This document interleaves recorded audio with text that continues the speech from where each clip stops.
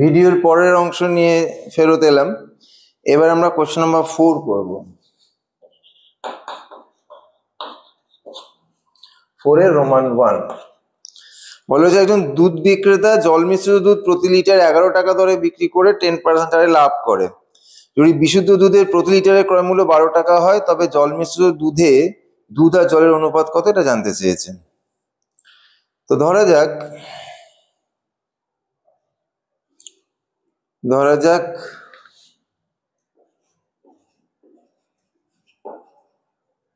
বিশুদ্ধ দুধ x লিটারে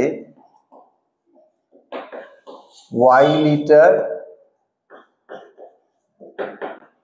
জল মেশানো হয়েছে।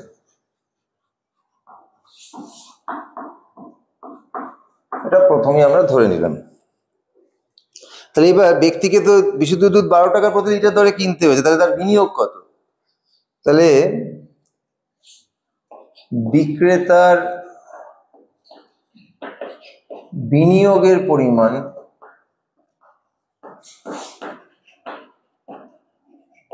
তার মানে কি x লিটার দুধের ক্রয় মূল্য, সেটা কি হবে ₹12x। এই টাকাটা ব্যক্তি বিনিয়োগ করেছে। এবার 10% হারে লাভ করেছে, তাহলে বিক্রয় মূল্য কি হবে? বিক্রয় মূল্য হচ্ছে গিয়ে ক্রয় মূল্য বা বিনিয়োগ, যেটা খুশি লিখতে পারো, ক্রয় মূল্য ইন্টু 1 প্লাস লাভের হার। তাহলে বিনিয়োগ হচ্ছে এখানে 12x টাকা, এবার 10% হারে লাভ করেছে, তাহলে ₹12x ইন্টু 11/10। চাইলে এরকমই রেখে দিতে পারো, গুনগুন করার দরকার নেই, আপাতত করছি না, দরকার হলে তখন করবো। এই টাকাটা হচ্ছে বিক্রয় মূল্য হতে হবে ওর। এবার গল্পটা কোথায়? গল্পটা হচ্ছে গিয়ে x লিটার দুধ তো কিনেছে, কেনার পরে y লিটার জল মিশিয়ে ও দেখাচ্ছে আমি 12 টাকা করে নিয়েছি, তারপর 11 টাকা করে বিক্রি করছি। তাহলে এক্ষেত্রে কি হলো? প্রাপ্ত মিশ্রণের আয়তন, এবার আমি এটাকে মিশ্রণ বলছি, দুধ আর বলছি না। প্রাপ্ত মিশ্রণের আয়তন x লিটার দুধ y লিটার জল, মানে x প্লাস y লিটার, সেটা 11 টাকা ধরে বিক্রি করেছে। তাহলে ₹11 প্রতি লিটার দরে x প্লাস y লিটার মিশ্রণের বিক্রয় মূল্য, সেটা কি হবে? ₹11 ইন্টু x প্লাস y। এবার তাকিয়ে দেখো, এই বিক্রয় মূল্যের সাথে সমান হতে হবে, তো তাহলে তো দাঁড়াবে না ব্যাপারটা, ঠিক আছে? তাহলে এবার কি হচ্ছে? অতএব প্রাপ্ত সমীকরণ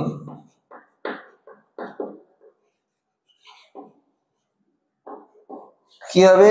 11 ইন্টু এক্স প্লাস ওয়াই সমান সমান 12x ইন্টু 11/10। দেখো গুণ না করার সুবিধাটা দেখো, এই দেখো 11 এখানে ক্যান্সেল হয়ে গেল, 10টা বাদিকে, আচ্ছা 10 12 কেটে নাও, 2 6 12, 2 5 10। এবারে তুমি কি করবে? এদিকে 5 তুলে নিয়ে এসো, তাহলে কি হলো? 5x plus 5y equals to কত হলো? 6x। বাকিটা এখানে করছি, 6x ইকুয়ালস, তাহলে কি হলো? 5x প্লাস 5y, তাহলে কি হলো? x ইকুয়ালস টু 5y, সেখান থেকে পাচ্ছ x/y হচ্ছে 5/1, তাহলে কি অতএব x/y হলো গিয়ে 5:1। তাহলে দুধ ইস্টু জল কত? 5:1। তো এখানে যেভাবে নম্বরটা ভাঙা হয়েছে সেটা একটু বলে দিই। আসলে অধিকাংশ ছেলেই এটা করেনি, যার জন্য এখানে আমাকে আর ভাঙতে হয়, তবু বলে দিই। সেটা হচ্ছে কি, তোমার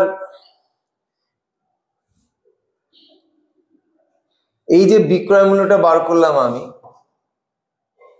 এখানে একটা মার্কসটা বলছি পরে, এই বিক্রয় মূল্যটা, সেখানে একটা মার্কস, এই সমীকরণটা লেখা, সেখানে একটা মার্কস, এবং ফাইনাল আনসারে একটা মার্কস।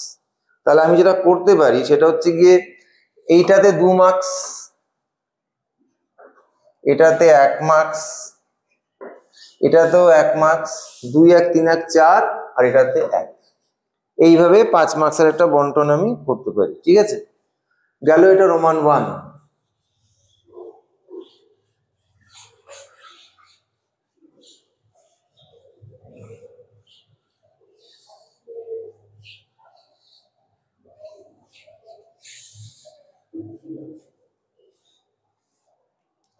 রোমান 2, বিশুদ্ধ দুধে 89% জল থাকে, যদি কোনো প্রকার দুধের মিশ্রণে 90% জল দেখা যায় তবে ওইরূপ 22 লিটার দুধে কত লিটার জল মেশানো হয়েছিল। দেখো 22 লিটার দুধে জল মেশানোর পর তার আয়তন 22 লিটার। তো আমি প্রথমে ধরে নিচ্ছি যে x লিটার জল মেশানো হয়েছিল, ধরি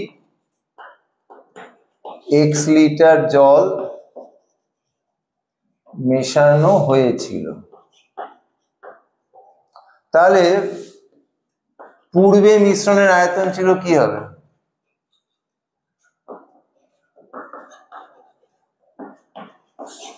পূর্বে মিশ্রণের আয়তন ছিল 22 মাইনাস x লিটার। ক্লিয়ার? এবার একটা জিনিস খেয়াল করতে হবে, সেটা হচ্ছে গিয়ে জলের পরিমাণ কমে বেড়েছে, কিন্তু জল ছাড়া যে অন্যান্য পদার্থ তার পরিমাণ কিন্তু অপরিবর্তিত রয়েছে। তাহলে তুমি লেখো, আচ্ছা 22 মাইনাস x লিটার মিশ্রণে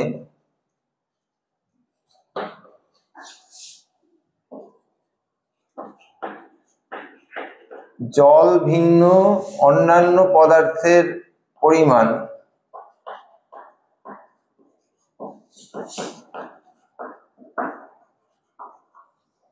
সেটা কি হবে? 22 মাইনাস এক্স কত পার্সেন্ট? 89% জল, তার মানে বাকিটা হচ্ছে 11/100, এত লিটার। ঠিক আছে, এবার এখন যে 22 লিটার মিশ্রণ তুমি পেয়েছো, 22 লিটার মিশ্রণে অন্যান্য পদার্থের পরিমাণ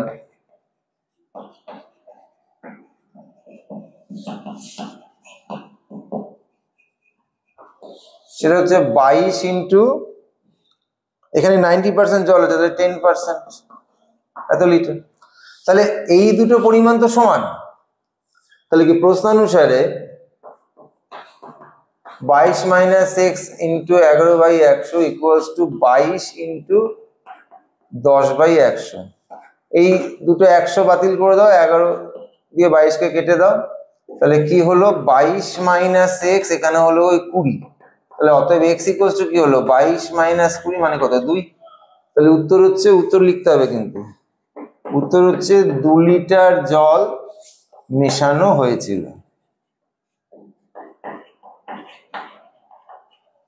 আচ্ছা, নম্বর বিভাজনটা কিরকম? Quantity of milk in the initial solution, এই যে ইনিশিয়াল 22 মাইনাস, এটাতে 2 নম্বর, 2+। এরপর হচ্ছে গিয়ে তোমার quantity of milk in the final solution, সেটাতে 1। ফাইনাল সলিউশন হচ্ছে গিয়ে তোমার 22 লিটার, এই যে এখানে, এটাতে 1। সমীকরণটা যে লেখা হলো এটাতে 1, এবং আনসার যেটা বার করা হলো এটাতে 1। এই আনসার না লিখলে কিন্তু 1 নম্বর কাটা যাবে। ঠিক আছে, 2 আর 1 3, 1 4, 1 5, এই হচ্ছে নম্বর বিভাজন। ঠিক আছে, এবারে রোমান 3 তে যাচ্ছি।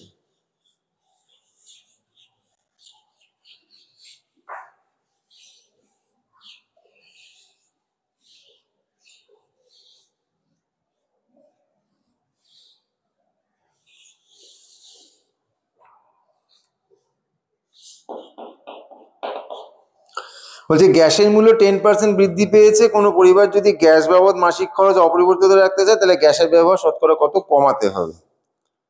আচ্ছা, তো ধরে নিচ্ছি আমি পরিবারটি প্রাথমিক, আচ্ছা ধরা যাক গ্যাসের প্রাথমিক মূল্য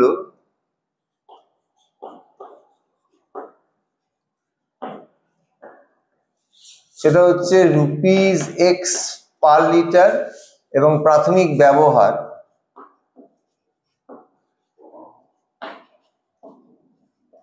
মানে প্রথমে ব্যবহার করতো y লিটার।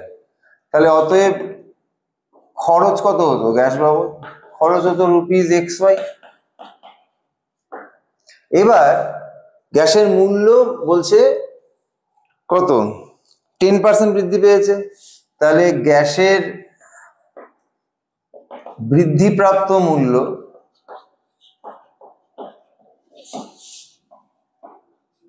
সেটা হচ্ছে রুপিস এক্স ইন্টু 10% বেড়ে গেল, তাহলে হলো গিয়ে রুপিস 11x/10।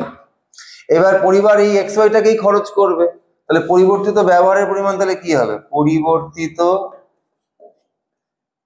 ব্যবহারের পরিমাণ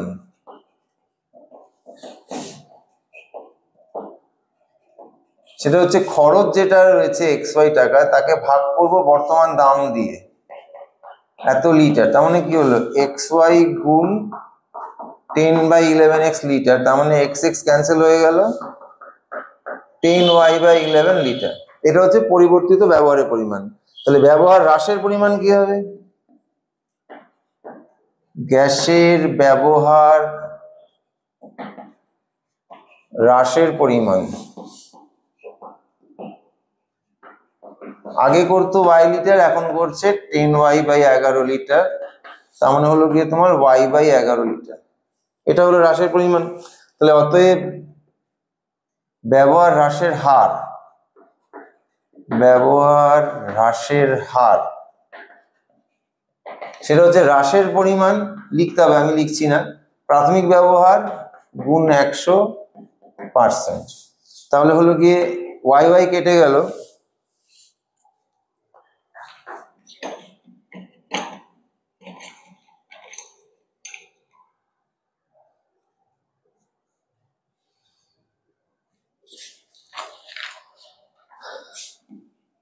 একশো বাই 11%, তার মানে হচ্ছে 9.111%। আচ্ছা, এই অঙ্কটা অধিকাংশ ছেলে গোজা মিল দিয়েছে, সেই জন্য তারা সম্পূর্ণ উত্তর মিলিয়েও 0 পেয়েছে। ঠিক আছে, এটা খাতা হাতে পেলে বুঝতে পেরে যাবে। তো এখানে নম্বর বিভাজন 2+2+1 করা হয়েছে। 2+2+1 মানে বলতে চাইছি যে তোমার